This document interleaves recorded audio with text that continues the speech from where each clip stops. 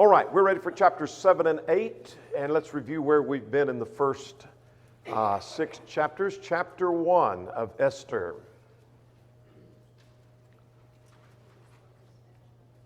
All right, the king deposes Vashti. Chapter 2. Esther becomes queen. Very good. Chapter 3. Yeah, Haman is plotting to kill the Jews. Good. Chapter 4.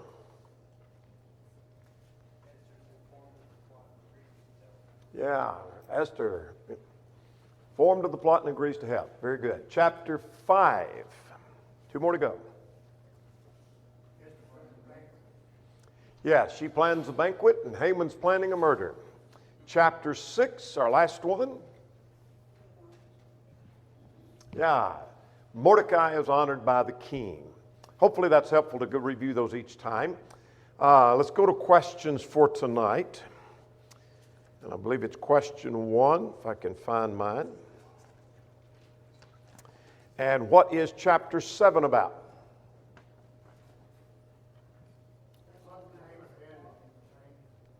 Say again. Okay. Did you say something? Okay, yes. Esther reveals the plot. Very good. Yes. Let's go ahead and get question number 2, summary of chapter 8.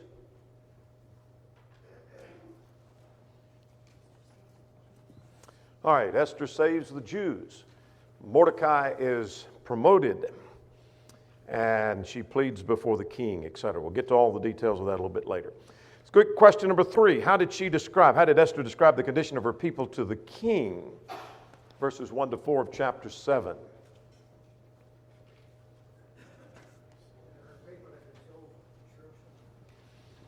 All right, her people have been sold to destruction. What do you think she's talking about? Haman's plan, that's true. I'm fishing for something. If we don't... All right. The decree that Haman came up with, but the king gave his approval to, that they were to be annihilated and to be killed. Anything else? Yes. She identified herself as being one of them.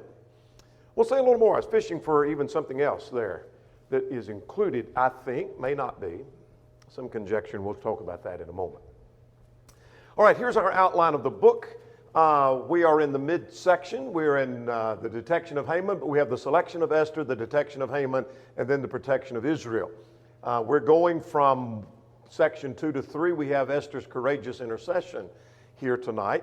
And then we have the king's decrees in chapter 8. So we're going from the detection to the protection section.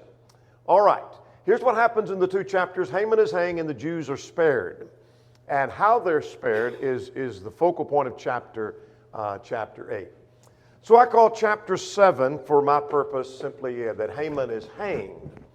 And this is finally where she reveals to the king. Remember that she went before the king and took the risk of going before the king, and he held out the scepter, and she was asked, "What do you want? I'll give you anything that you ask for, up to half the kingdom." Well, come to the banquet tomorrow, or this after today. And she did. He did come to her banquet and to her feast.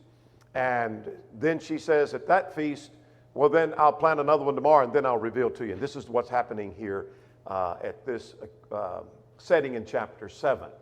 So here's 3 things that happen here. We have Esther reveals the plot to the king and pleads for her life and the life of her people. Then Esther identifies Haman as the enemy. Then the king has Haman hanged. And so this is an important chapter because there's a lot happening in chapter 7. Let's start with verses 1 to 7 here and work our way through and watch for some things. One of the things that's quite interesting to me is the delay that has taken place. You remember, she goes before the king, and then she delays that. I'll tell you that let's come to the banquet this afternoon or today, and then tomorrow. So some time has passed. Now, whether this was her intent or not, I do learn something here that she shows some wisdom in deliberately and carefully wording and timing what she's going to say to the king and not be hasty about that. Does that make sense? Something as important as this ought to be thought through rather than a hasty. There are warnings all through Proverbs of hastiness with our words rather than just blurting out, here's what I want, or here's what the answer is, here's how I respond. She shows some wisdom. Now, was that her plan? That I want to think this through. I don't know. But that she didn't just blurt it out at first and didn't at the next setting, and so she waits even to the next day before she blurts it out, shows she's deliberate in her wording before the king. To say the least, I don't think anyone can deny she's taken some time and thought about this. How could I say that? What basis could I say that on? I'm sorry?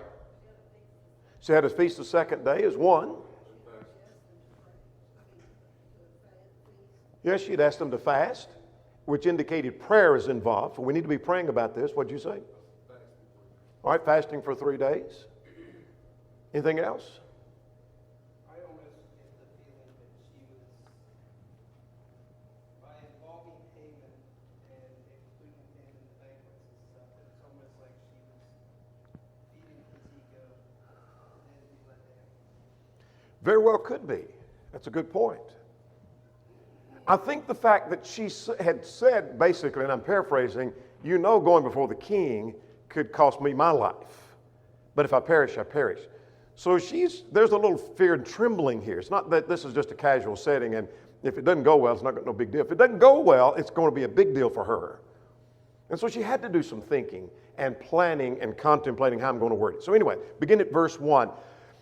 That the king and Haman come before, and on the second day, and the banquet of wine. Now, we've talked about the banquet of wine before, much like the Persian banquets, I am told, by some of the historians that we've read from, that a Persian feast involves some solid, their wording was solid dishes. There would be very few of those, but it would be mainly drinking and desserts. What we may think of as a finger food kind of setting was quite common. So here's this banquet of wine, the second one she has. And again, the king said to Esther, what's your petition? To be granted you up into half the kingdom. We talked about that seemingly overstatement to say, whatever you want, that's what I'll give you. What did she say? Verse 3.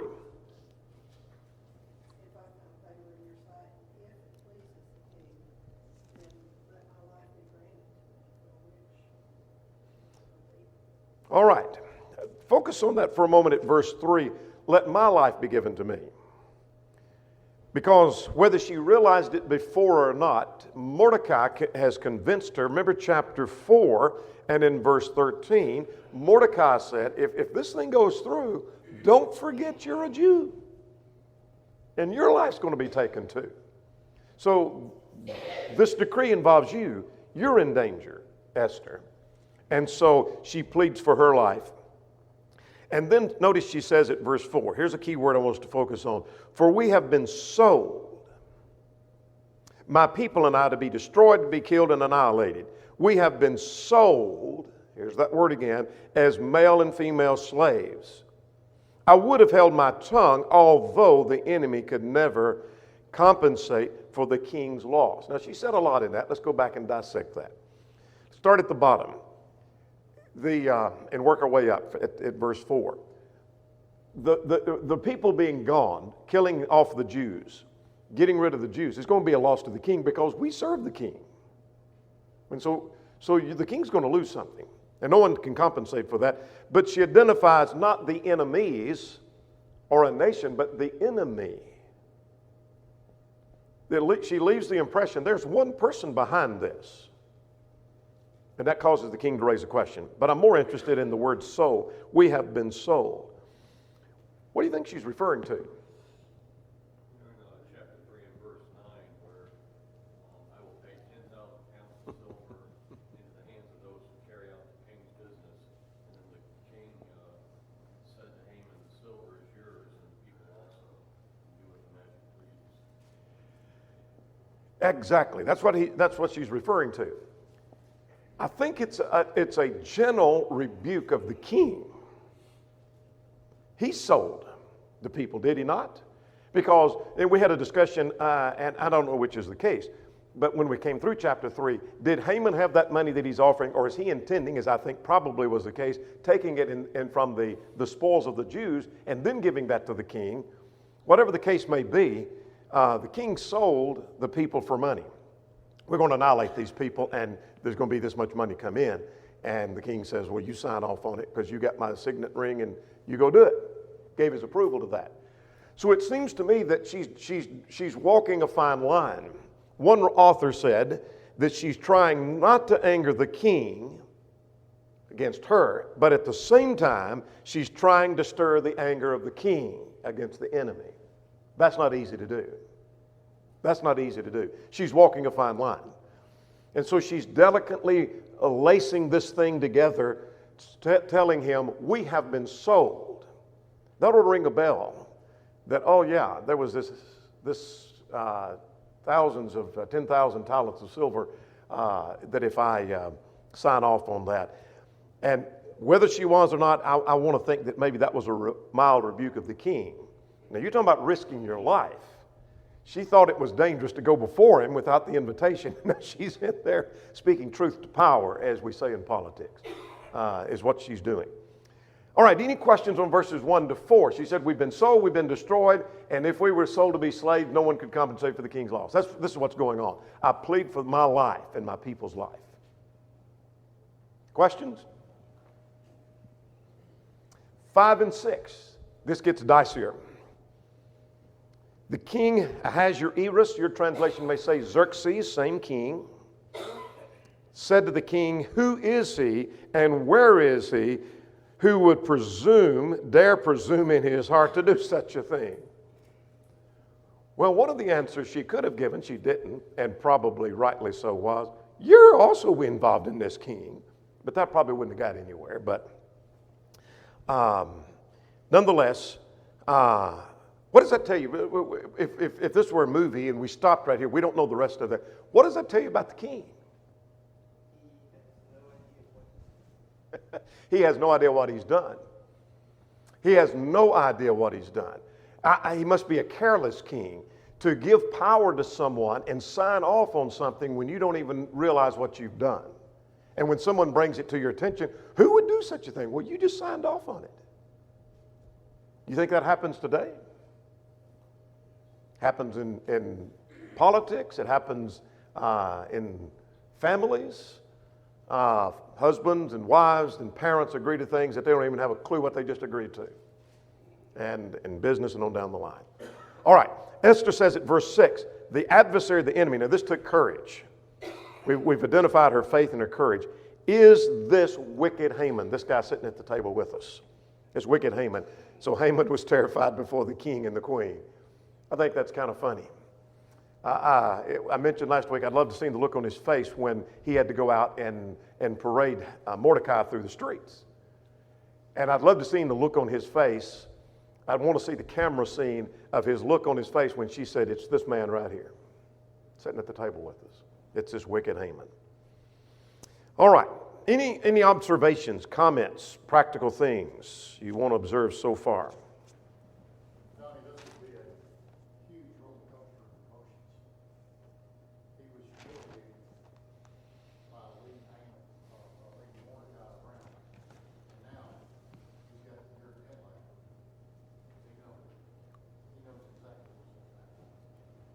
Yeah, his number's just been called. He's just been identified. Let's go and get verses 7 through 10. Short chapter here. The king has Haman hanged. Verse 7, what reaction does the king have? Yeah, he's enraged with anger about this. And the king arose in his wrath from the bank and went out into the palace garden to collect his thoughts, perhaps, maybe to cool down, get his anger under control. I don't know, but he went out because of that anger, went out into the palace garden. But Haman stood before the queen Esther, pleading for his life. He's become a beggar now. This is interesting. Here was a man who wanted people to bow down before him, begging him for whatever. He wants to basically be king. And now he stands before Esther, a Jew that he wanted to kill, pleading for his life, for he saw that evil was determined against him by the king. You just made the king mad against me, and I know I'm going to lose my life if you don't do something. And so he's begging for his life. I see a little bit of humor in that. Now, verses 8 to 10. What happens at verse 8 when the king comes back in?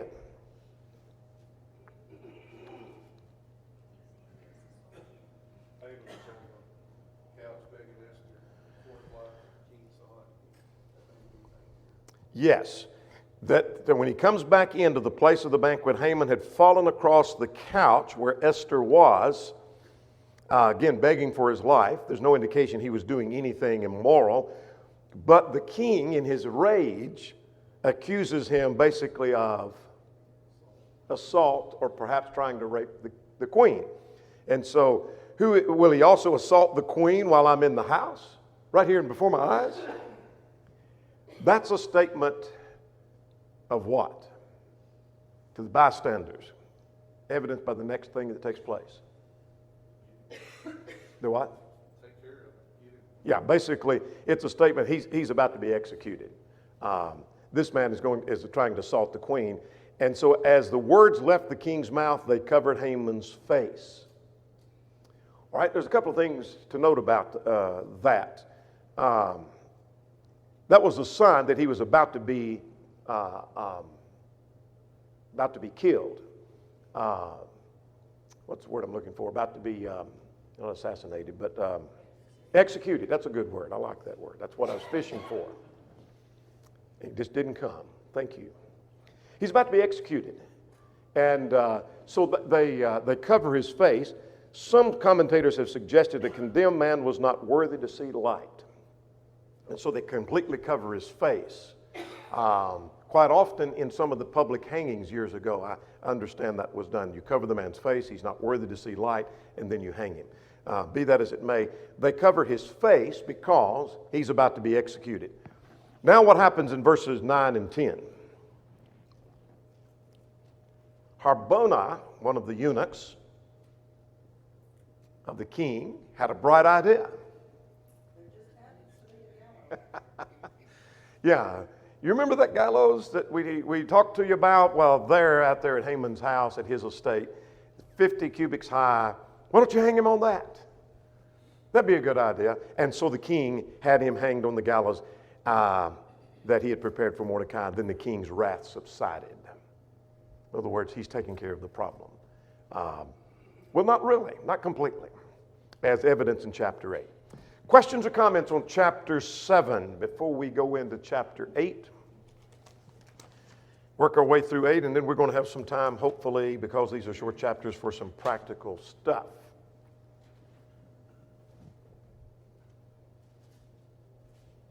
Question number 4, we've already answered in principle, but the king was fearful that Haman might do what?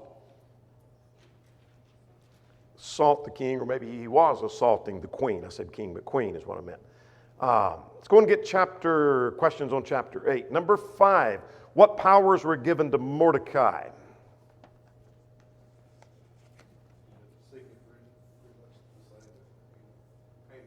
Yeah, same authority that Haman had, given the signet ring, and in other words, he had the power to make laws. More about that in a moment. Question number 2, how did the king deal with the decree that had been given to slay all the Jews?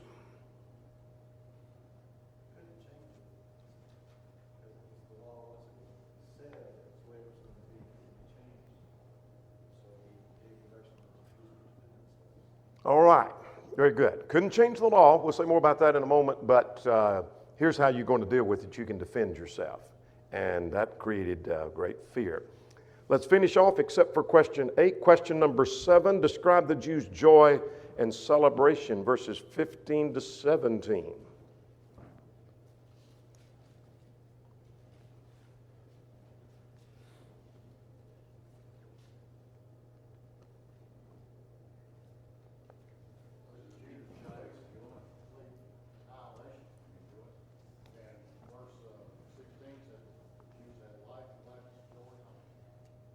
All right, that's good. Was that you, Dennis, back there?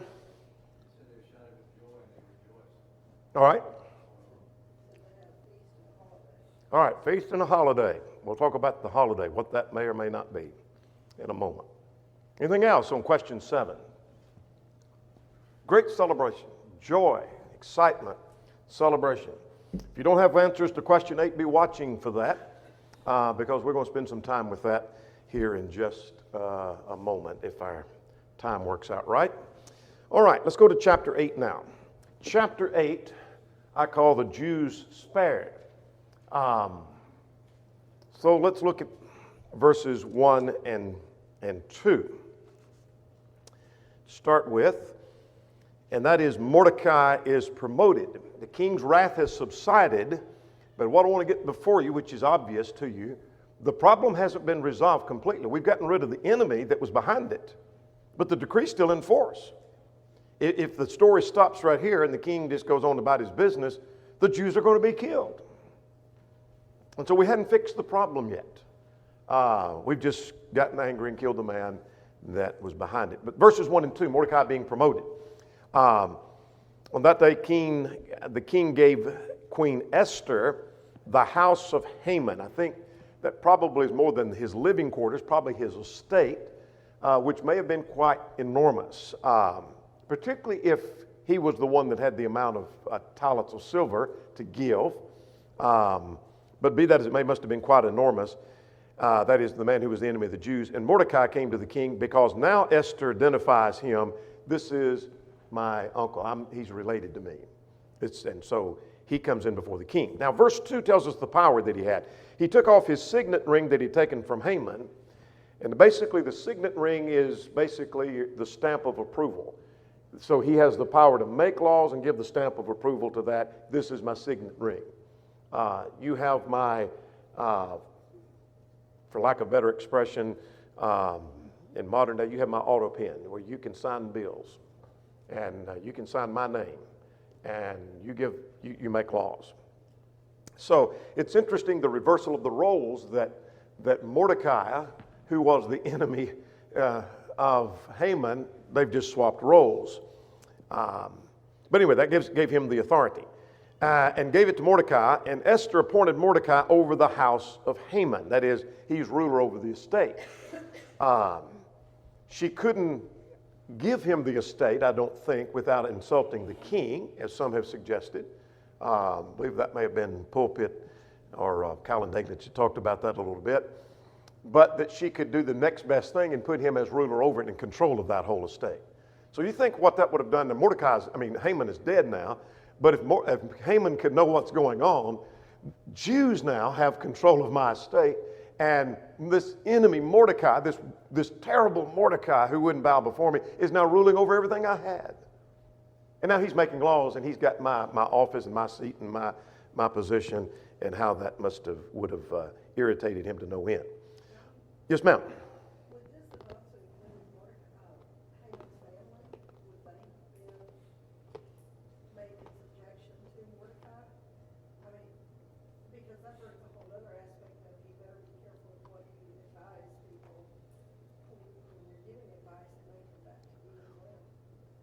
Well, the simple answer to that is, I don't know. Perhaps, that may be. I hadn't thought about the family being involved, but that very well may be. That it may have had some rulership. To say the least, any of Haman's family, if he's got power to make laws, he's got some rule over them. Whether that's involved in this ruling over the house of Haman, but he's got authority over them. So yeah, there's a practical thing in that. Be careful, because the one that you think you're about to push out may be ruling over you and may be in a position to take revenge. Good point. Let's start at verse 3 through 6. Esther pleads with the king to revoke the Haman's decree. So we still hadn't fixed the problem yet. That's what I keep driving at. So Esther spoke again before the king and fell down at his feet, imploring him. Notice, she's so courageous. Now, whether she hesitated at all, I don't think so, because we've got to fix this problem. And so she goes before the king. She hesitated before, but not this time, seemingly. And implored him with tears to counteract the evil plot of Haman. The Agagite the scheme which he had devised against the Jews. Now, let's stop and footnote just for a moment. In chapter 8 and verse 8, let's go on down a little bit further. And verse 8, and Ricky alluded to this a moment ago in his comments, a Persian law where the king's signet ring had signed it off was irreversible. It could not be changed. And we see that at verse 8, that you take anyone that takes the king's signet ring, that no one can revoke it. So this cannot be revoked. It's not like we can rescind it and we can change that law. It's law, it's permanent, it's in force. And so that poses a problem. And so now, at verse 4, we're still working through verse 6. The king held out his scepter. And so what does she say at verse 5? Well, verse 5 is quite interesting, what she says. And I'm not sure what all she's implying, but you tell me what you think verse 5 is saying.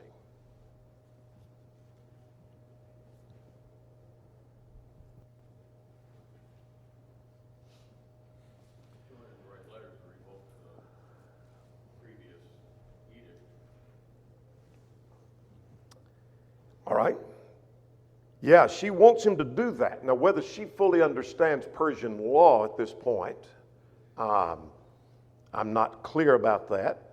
So let's get that point that Tom just made, and I think he's right about that. If it pleases the king, verse 5, if it pleases the king, I found favor in his sight, and the king things seem right to the king, and I have pleasure in his eyes, then let it be written to revoke the letters devised by, let's revoke the letters. Let's stop there. Forget about devised by Haman. We'll come back to that. Well, that can't be done. But that indicates to me that maybe she doesn't know Persian law, and so she doesn't know that can't be done. So his answer is going to be, obviously, I can't. But I'm interested in this, and Tom was right about that. But it's the next phrase that puzzles me a little bit.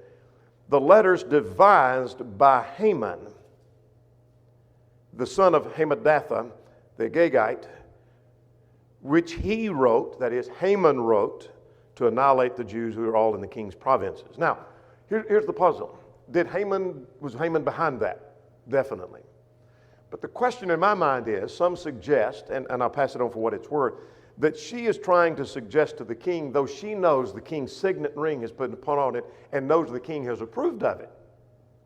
And I think her statement about being sold earlier is a slap at the king a little bit. But is she trying to say to the king, maybe you can revoke this because you weren't behind this? This was all Haman's doings and Haman's idea. See the point? Is that what she's saying? I don't know. It seems maybe that's what she's saying. Because she doesn't say anything about the thing that Haman devised and you agreed to. She doesn't mention that. She said, and let me rephrase it and paraphrase. It seems to me that she's saying, is there a way around this thing you're talking about by blaming it on Haman? He's dead.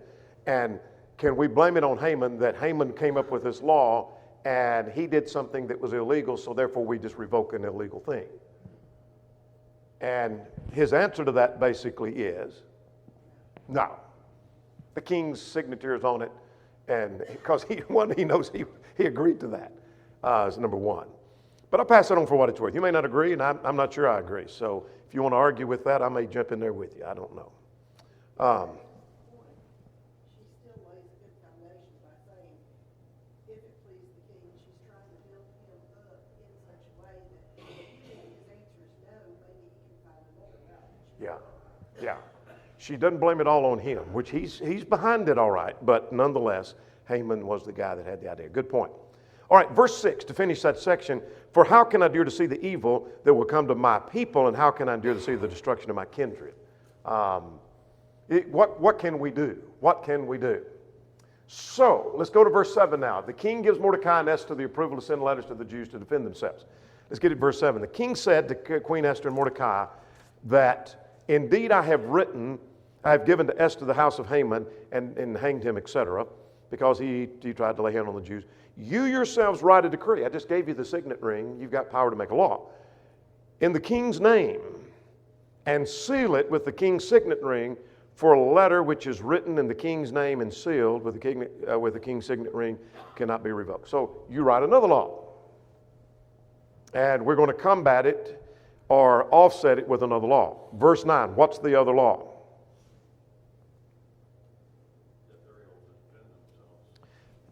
They've got every right to defend themselves. So let's get the law. We'll come back to the timing of this to make a Providence passage. So the king's scribe came, and they sent this message throughout all the region and every people in the language. Let's see. We get down to verse 11 and 12. We see that they can defend themselves.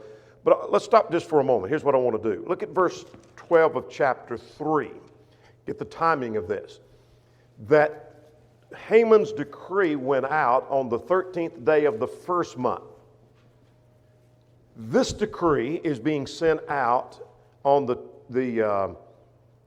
third month and the 23rd day of the month. So it's been 2 months and 10 days. All right. Now let's get some, we've been marking Providence passages. We've got one more to add for tonight. All the ones previous through chapter 6 you've already been given. So here's one more.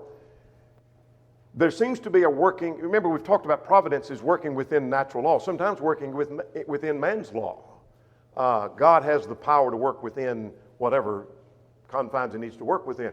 So working within Persian law is giving the Jews time to prepare for this. In other words, let's say this decree was not given to the day before the execution of the Jews takes place. They're not ready to defend themselves. Make sense? So whether you agree it's right to fight and shoot and kill somebody in self-defense is beside the point here. What if we found out an enemy was coming in and you wanted to defend yourself, but you don't have any weapons, and we found out it's happening in the morning? You ain't got much time to get anything. I'm going to tell you, you ain't going to be prepared. But what if we found out it's a year from now? We got time to prepare, right? Well, that's what's going on here. So make a note to the side. They're working within Persian law, giving time for the Jews to prepare for this. So chapter 3, verse 12, they've been given 2 months and 10 days. I mean, it's been 2 months and 10 days. And now this is going to give, because we've got about 9 months left before this decree takes place. We're 9 months away. Make sense? So we're 9 months away. That gives the Jews time to prepare. That seems to be an act of providence instead of this happening much later. We found out Haman was the guy and the king gets mad maybe the day before the execution. Still can't reverse it. All right. What that's worth to us, let's get verses 8 and 9, what he said. They're going to send this out throughout every province. How many provinces are there? 127 provinces in every language. And they wrote in the king's name, in the name of King Ahasuerus. You might underline in the name of. There's a statement about authority. What it means to do something in the name of another. We do all things in the name of the Lord. It means in the authority. Even though they're writing the law, the king said, go ahead and do that. He's given permission, approval. That's what it means to do something in the name of another. That's another story. Sent it by the swift steeds. Much textual criticism. If you're reading from the King James Version, which is a good translation, it'll talk about mules and several other things that is questionable among scholars as to what that word means. It seems to have reference to swift steeds. They got the fastest horses they had to get this message out. Now, beginning at verse 11, here's what the letter stated.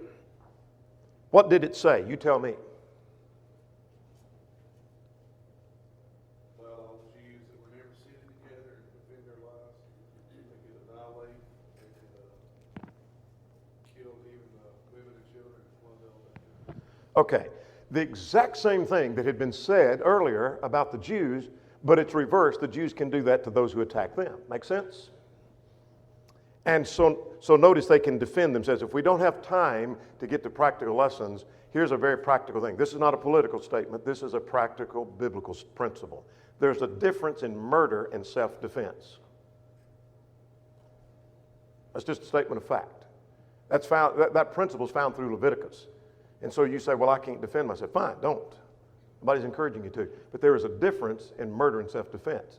That's established in Leviticus. That's established here. He's not telling them, go murder the Persians.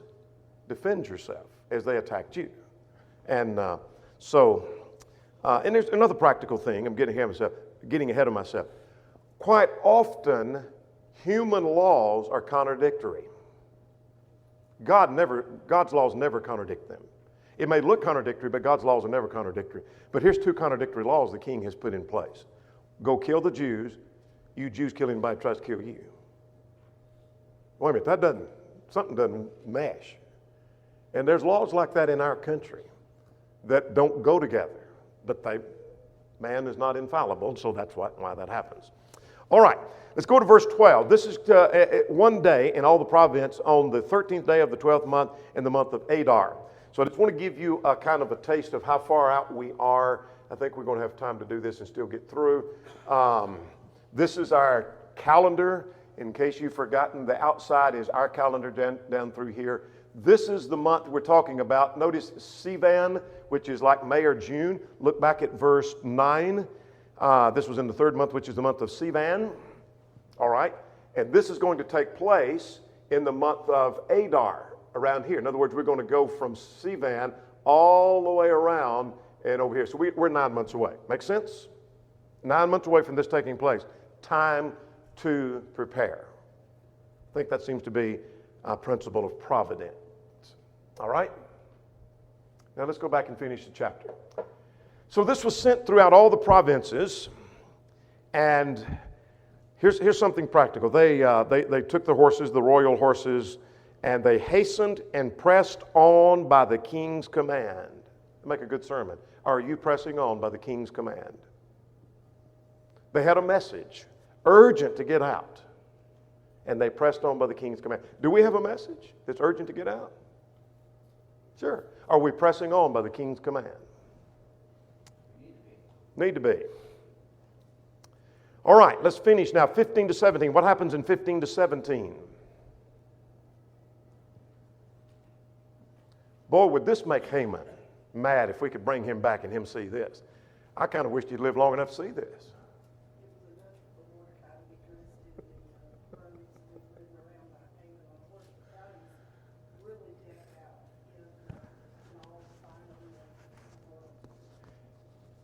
If he wasn't already hanged, this would have killed him, wouldn't it?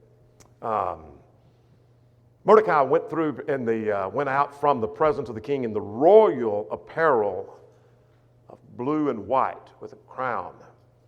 Now, verse 16 says the Jews had light.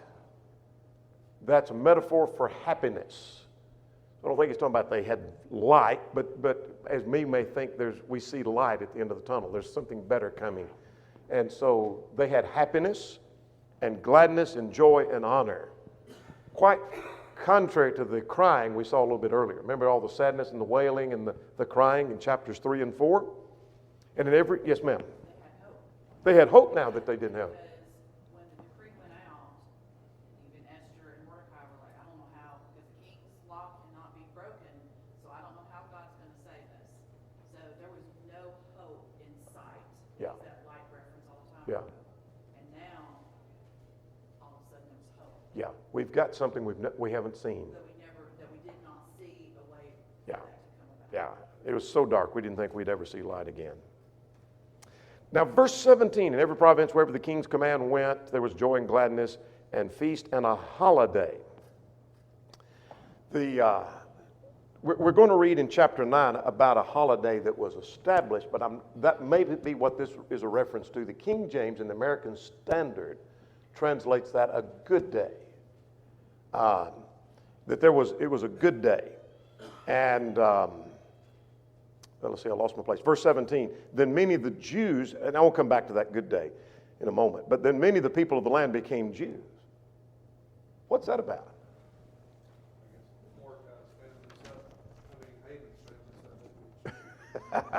Be a good time, wouldn't it? Be a good time. Sorry?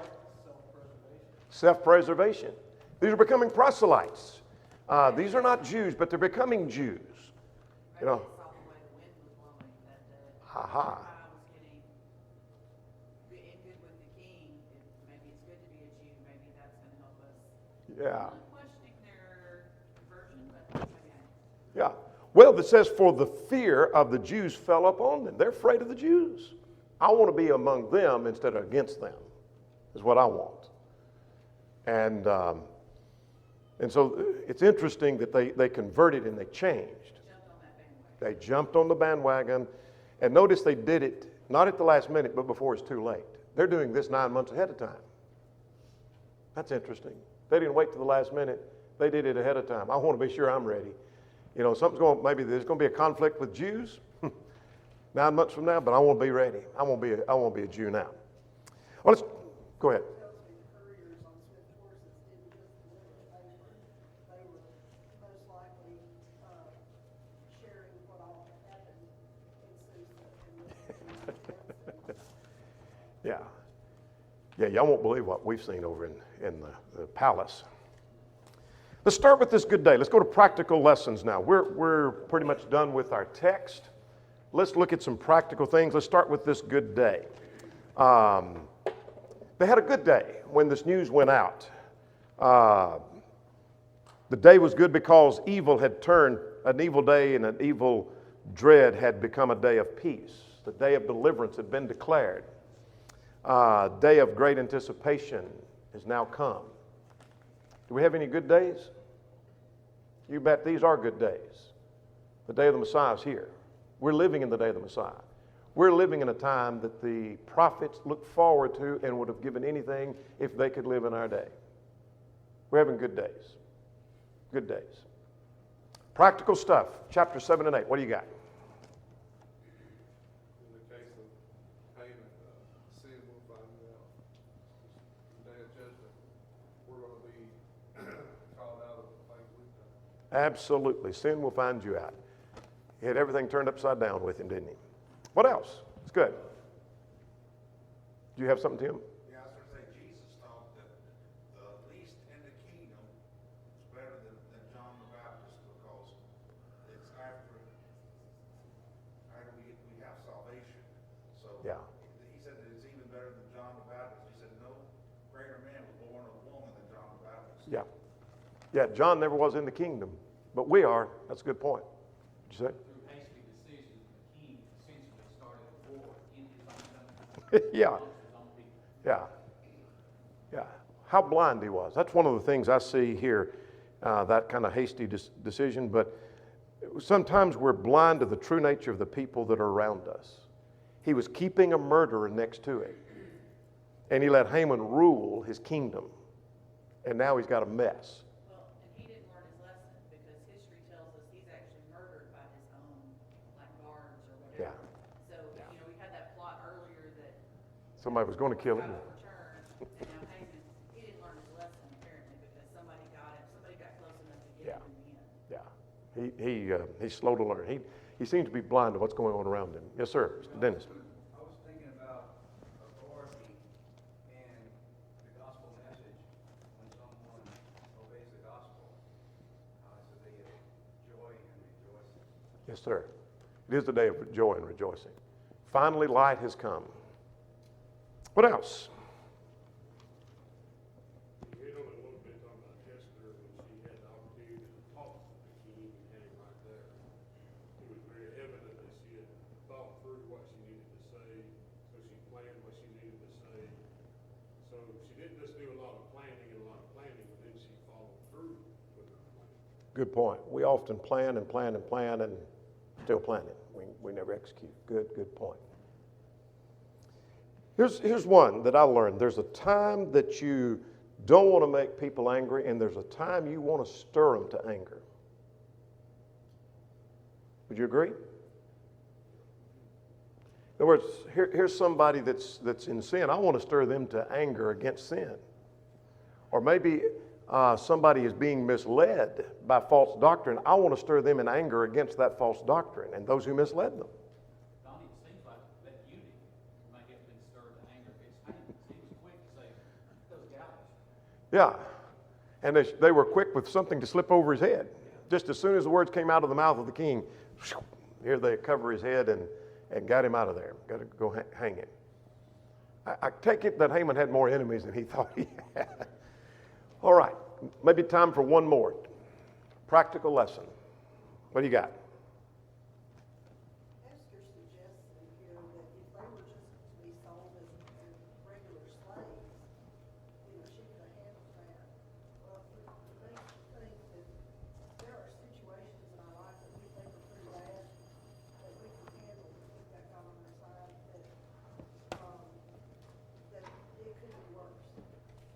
Good point. Good point. Yeah, that wouldn't be a whole lot worse than going into captivity to be sold as slaves, because that's exactly what's happened to them. That's a good point. All right, chapters 9 and 10 next time.